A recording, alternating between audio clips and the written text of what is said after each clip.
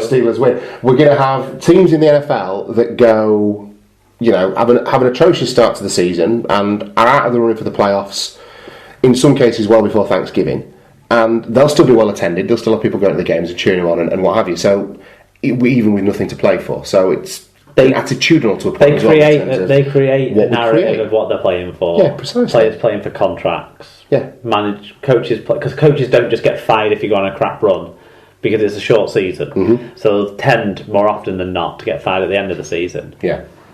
So there's narrative, and that's what we need to create around this portion of the top part of our competition, I think, as well. Try and find a way to do that. But thank you, Craig, because it's lovely to hear from you, mate. Craig and I are friends on Facebook, by the way. It's been a while since we met Craig, isn't it? Yeah, absolutely. So it's always awesome to hear from, Probably the first time we've heard from him since just after he went back to us. For some time, yeah, absolutely. So thank you for provoking that little bit of discussion, Craig. We always like to do that. Final one on this one, then we'll go to Anita Hargreaves. She says, very nervous last few minutes, but we can get fifth next week after the season's injury list. I am happy with that. I think that's around about the right place for Cast. Their attack is phenomenal, their defence is not. And there's not many of them. And they don't, as a club, they don't have the depth of resource. Yeah, there you go. Right, final game of the weekend then, down at the Select Security Stadium. St Helens keep finding ways to win, Mark. It was 21 points to 8 in favour of the lads from Langtree, but mass brawl and a couple of sendings off as well in this one. Yeah, a bit one-sided, the sendings off, weren't they? They were both both Widnes players. Saints player went to the bin though, didn't they? I didn't see any of this. Brown and Greenwood have had grade A charges. That's it. Patrick Van was one of the Widnes players sent, and apparently, if you can see what he did to deserve a sending off, you get a special prize. So, well, I don't know. I haven't seen anything from this game. I apologise to both sides, but I was out with the wife, then got home and watched my Steelers. Watched your Steelers? Yeah. There you go. So, tell us the story of this. What do the stats give us? Did you not see anything? No, not a thing, Mark. It's a very similar... To be honest, I forgot that there was a game. Oh, that's bad. It's a very similar story for St Helens. See the score, we're going, oh yeah. To what we've been talking about all year. All eights anyway. Yeah. They win. Mm-hmm. The scoreline is reflected in all of the stats, apart from one. They made more metres. They made 7 breaks to 3. So actually, you'd probably think it would be a bigger scoreline than it was. 3% better team tackle success. 4 fewer penalties conceded by the St Helens outfit. The error count there was 12-9 against them. So again, they made more errors, which explains why they didn't take advantage of all of their breaks. It's a shame Adam Swift isn't always the one picking up and taking the ball, because that lad can run and that lad can score some tries. And he's got footwork as well. Yeah, he's got Strictly Come Dancing footwork. That kid. He's a little dancer. I think he's got great movement. And England shout for you. He's close to the conversation as far as I'm concerned. Does he read things defensively enough? He makes up for stuff with his speed sometimes. Is that going to be enough against bigger, more physical and more well-drilled, maybe kind of classier oppositions than he faces in Super League week in, week out? I don't know.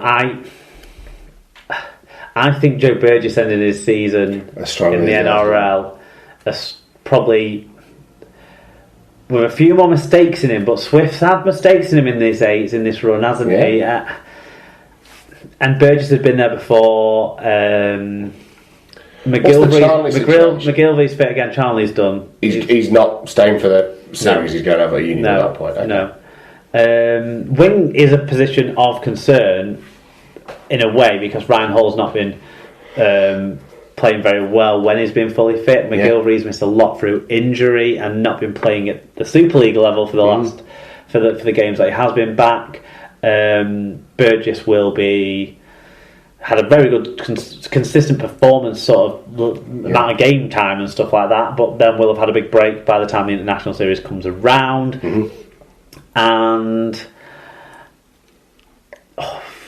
that does leave Swift in with a shout. Yeah, I would say if he's a left winger and he's only ever really been a left winger. Isn't he? Yeah. Yeah, he's a left winger. That to me, I would say he's behind Joe Burgess and Hall for the left wing spot. If he can adapt. Manfredi would have been a shoe-in for me, but obviously... Yeah. So I think McGilvery probably has that right wing spot. I don't think Briscoe's shown enough this year. No. Is he with a shout then? Yeah, McGilvery on the right, Burgess on the left, or Hall on the left. Yeah. Depending on Hall's fitness. Well, that's it. He was resting again at the weekend, wasn't he? So I'll have to see. Okay, sorry, carry on. Tell us about the other players. Joe Greenwood, 41 tackles, 11 of which from marker tackles and no missed tackles, so very solid defensive performance there. John Wilkin, 118 metres, James Raby, 114 metres. For Widnes, a couple of players jumped out. Reece Hamry with 145 metres. I'm still maintaining he's been the best fullback in Super League over the whole piece this year. Matt Whitley, 43 tackles, 11 marker tackles. Very good performance again from the young second rower there. Yeah, really establishing himself. Okay, fan reviews. Paul O'Brien said, a poor performance from Widnes today, lost it in the opening 10 minutes. Thought the ref had a very poor game, gave some poor decisions and was inconsistent in the way that he controlled the play the ball. Can't understand why Greenwood didn't get a red card for punching. If Brown got sent off for a headbutt, then he deserved it.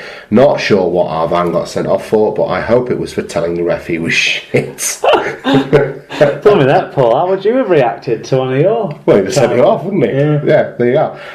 Ludo, he said, our discipline cost us again today. Chris Houston is a liability, and as much as he gives us in attack, he costs us in defence. I'm guessing Kevin Brown hates playing at cast, judging by his headbutt at the end.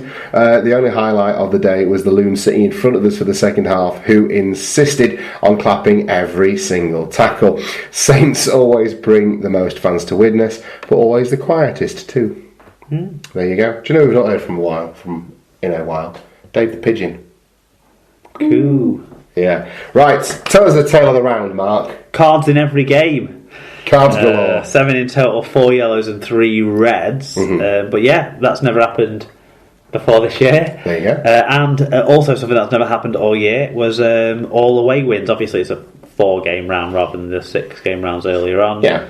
And we probably had a few 4-game away wins in the 6-game rounds, but across the board away wins. That's the first time this year, and that moves us on predictions and Dream Team. I tipped all the 4 away wins that occurred. Shocker this week, 50%. The surprise results that we'll discuss in the qualifiers mix things up a little bit. But I won with 6 out of 8 to your 4 out of 8, and in the Super Brew, it actually also meant I won I was wearing the yellow cap this week. Congratulations! Dave Wellings has the wooden spoon, but at the top it's Dargana still. He's actually extended his lead slightly, so he's looking good to go back to back wearing the crown on that one. In the Dream Team, Alan Bagley, he's still top. Liam Reddington took a bit out of his lead in second with a best in the league performance this round, but it still looks like it's going to be too steep a hill to climb to take first place off Alan Bagley, who's been there since he joined the league mid-year. There you are. Congratulations to... I don't know why, but I threw out some transfers today. Alright. I'm not sure what's the point, but... No, I've stopped looking. Yeah. I've stopped looking. I think everyone from 5th down has probably stopped looking, but... Yeah. Because I have to look. I'll be back. I put it in the rundown. I thought, whilst I'm here, I'll make some changes. There you go. Well, that's it. Hey, there's always time, Mark. There's always time. Points win prizes. Right, let's take a look now, then, at some results from elsewhere in the world of Rugby League.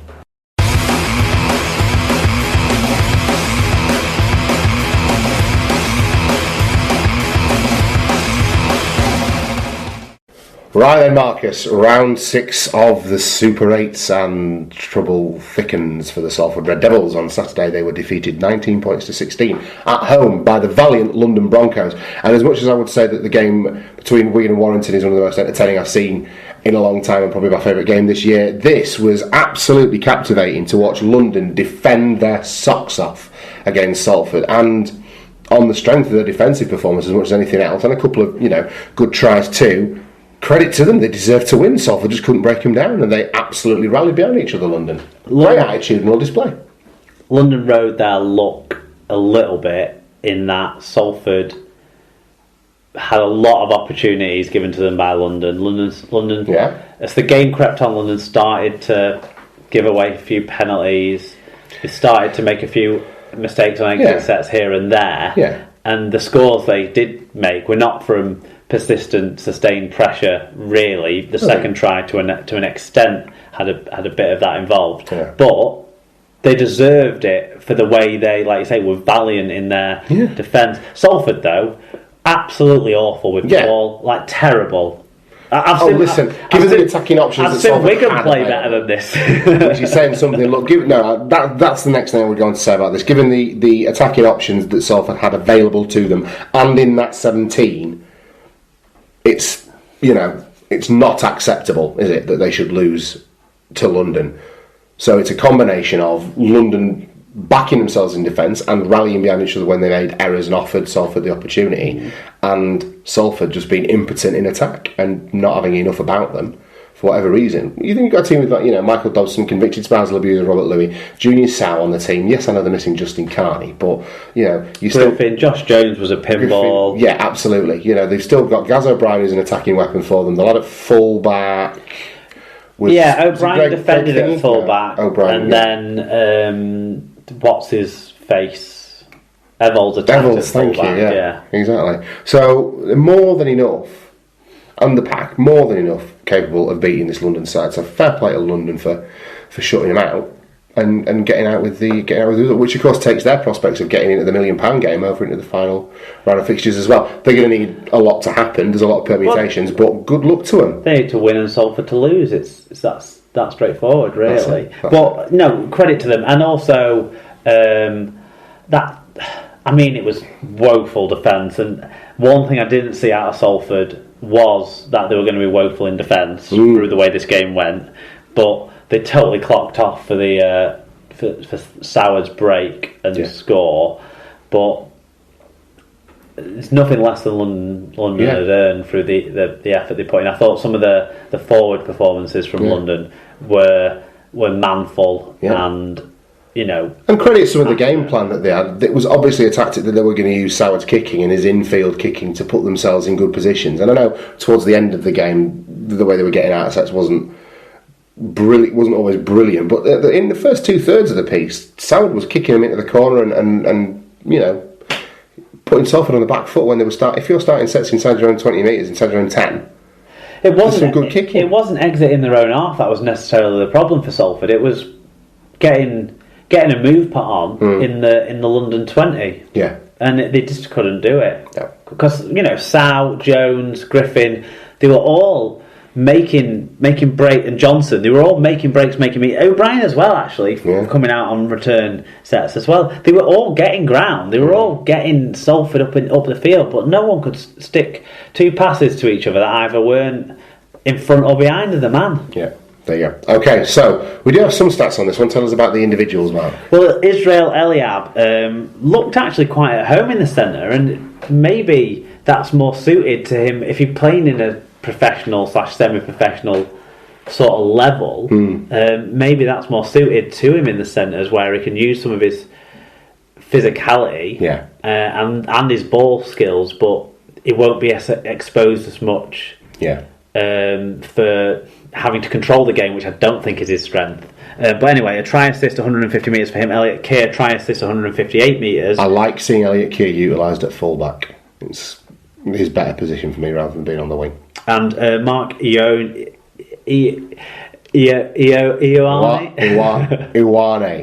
Mark Ioane, 118 metres. He was tough, physical, imposing. As good a prop as there was on the pitch. The Kopchak injury was a bad one for Salford because he's been so good all year, even in a inconsistent and dropping side. I feel a bit sorry for him that might be the way it ends. Yeah, I've got no fucking sympathy. Carry on. Salford, Junior Sauer, try assist, 5 tackles, 252 metres, 2 clean breaks, but nothing. One of my favourite players, Junior Sow. He'll end up at Super League if Salford do go down, you would think. God, yeah. Greg Johnson, 158 metres for him. Gareth O'Brien, try assist and 134 metres. There you go. So lots of feedback on this one. Paul Campbell got in touch. He said, what a game. Pity it came 1 week too late for London. Cannot fault the effort from both sides.